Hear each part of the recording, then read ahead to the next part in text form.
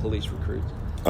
It's important to talk about mental health with the CMPD recruits because they're going to encounter it as they deal with the community. A lot of times, police officers are not trained how to manage certain mental health crises, and that may lead to something that could hurt them or hurt the individual that they're trying to serve.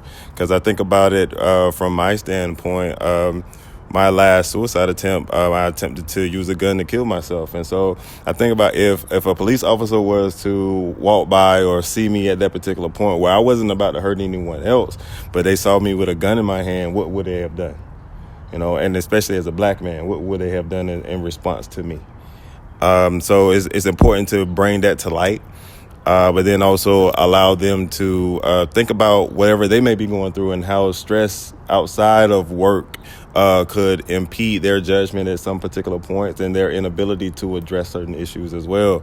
Understanding that with police officers, they're meant to be tough, and they have this certain stigma that comes along with being a police officer that they feel like they may have to live up to, and that keeps them from accessing help themselves. So making sure that they are okay with seeking treatment as well. Like it's okay for them to talk to somebody. Like you can go get help. If work is stressing you out, go see a therapist.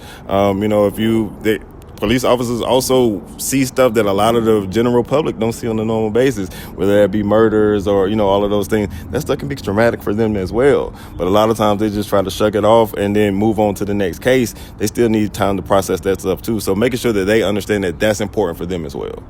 So, what do you hope that they take away from this conversation? What are some of those, if you had to point at 3 different things that you feel it's important for them to know once they hit the street, what are those important things that you think they need to know? I would say one of the things is making sure that, just like any of my other clients that I reach out to, like make sure that you give time for yourself before you go to work. Decompress, meditate, find your own routine before you don't just hop right out of bed and go straight to work because you don't want to feel rushed. Also find a way to decompress outside of work.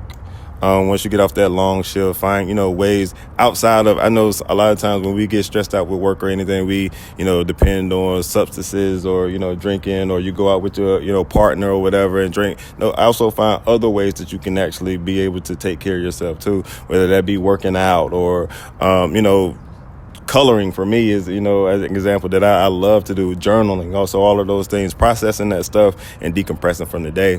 I would say the last thing is understanding that the people that you're encountering, a lot of times as a police officer, you may be encountering them on their not so good day.